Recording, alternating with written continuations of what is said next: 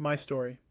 My name is Michael Perez. I'm a serial entrepreneur that operates more than 5 companies. I've developed a high aptitude for learning skill sets that maximizes my time for output production, fast, and I learned how to scale these to build efficient systems, all while traveling the world to my heart's content.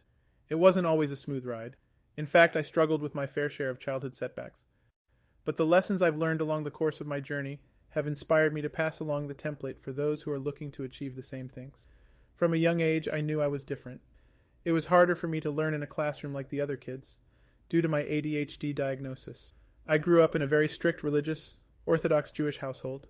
However, my room became my sanctuary, and my developing passion for computers quickly turned into a childhood business.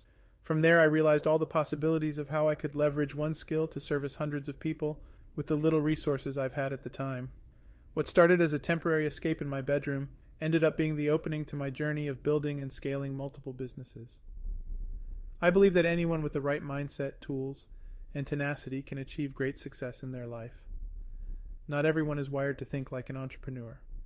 However, with consistent training and seeing a different way to do things, anyone can begin to shift their mindset to start creating a life outside the common path. 1. How to think like an entrepreneur. Building companies involve a completely different mindset and strategy as working for a corporation. For many of us, we've been taught our whole lives to do things a certain way, so stepping out of that might feel very unintuitive to us. But once you start to train your mind to become more entrepreneurial, you can start to bridge this gap quickly. Linear models versus exponential. For most people who have jobs, our income expectations follow a linear pattern. It increases in increments over the years if we work hard for it. However, our salaries are inevitably capped below a certain amount. Also, we are often tied down to the job for at least 35, 40 hours a week, leaving little time behind to work on other aspects of our lives. Entrepreneurs don't follow the linear model. It is expected they must put in a lot of time and grit in the beginning to only see relatively small results. But once they have a foundation and good systems established, they can expect to see the value of their work start to pay off in larger quantities. Their growth is exponential. More importantly, an entrepreneur is not constrained to one job. The successful ones develop self-sustaining systems while simultaneously growing the company, or companies, from a macro level. The tricky part. If building a company was a piece of cake, everyone would have done it. Sometimes what stops someone from pursuing an alternative path to the 9 to 5 is simply fear. They don't have the confidence that whatever they work hard on will pay off exponentially in the future, whereas having a job provides a sense of security that you can collect a paycheck in timely increments. The hurdle is getting past this fear. How do you develop the confidence that your plan will evolve into something that produces the greatest results? Surprisingly, it's not rocket science, but it does require you to invest a little time into finding out what it is you can do to leverage your unique skill sets for the maximum return. Going back to the drawing board. Take a step back and ask yourself this. What would you do if money didn't matter? This important question is the first step to recalibrating your life, from doing what you have to do to survive to doing what you love to do. Why is this question important? It's much easier to find a way to make money doing the things you love, rather than force yourself to love a job you dislike, but have to do for money. Finding how you can leverage your existing skills and unique interests to make money requires a bit of abstract thinking and creativity. For example, if creating art is your passion, it might be hard to make a living solely off your artwork. However, you can leverage the same depth and artistic intuition to offer a more diverse range of services, ones that can create more monetary value. Once you learn how to make money efficiently and consistently with these skills, you can begin to focus on what you truly love, instead of maintaining the day-to-day. More on this in the next section. Specialized skills like graphic design, web design, content creation, photography are skills that are well sought after. The important thing is that you find things you truly enjoy doing and work on excelling at them. The more passionate you are about something, the more likely it will show through the quality of the work. What you don't want to do is to focus on a skill that ties you down to one type of job. For example, if you're a car mechanic or an accountant, you're limited to performing one specialized task. There's little room for you to expand on those skill sets to create more services.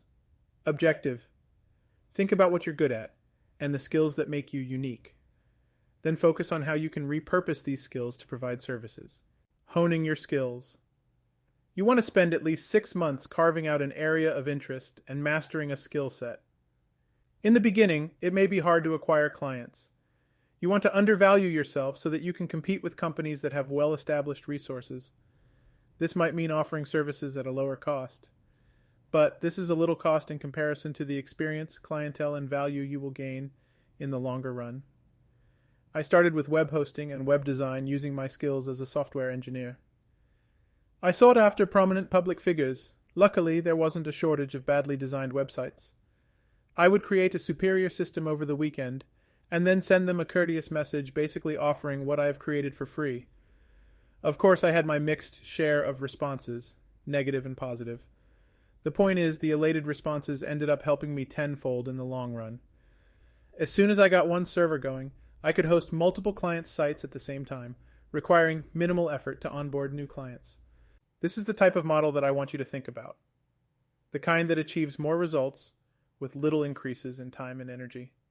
Once I found one way my skills could be leveraged to offer value, I quickly searched for ways to diversify this skill set and build meaningful services. But having the technical expertise is important. First, for hiring, you can't tell the difference between what's good or bad if you don't have the skill set down in the first place. To ensure that the company can sustain itself, I needed to make sure I had the right people down to produce the same level of quality work consistently. Objective: master a skill set and search for ways to diversify them. Hire people that can replicate these results. Testing and recalibrating. The ultimate pitfall, I believe, for any startup or company is complacency.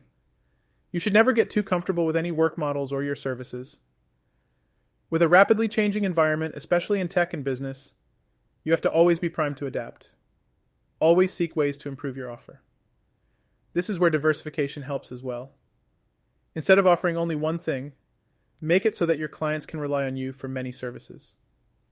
Think about going to the Apple Store. You're not only getting a phone, but you can get a wireless charging port, a laptop, or a new set of headphones. You're not going to get those products from anywhere else because they're so interconnected and optimized. Don't be afraid of going back to the drawing board. To optimize a product or service might take several reiterations, but it will help you stay ahead of the curve. A successful company is one that is indispensable in the market.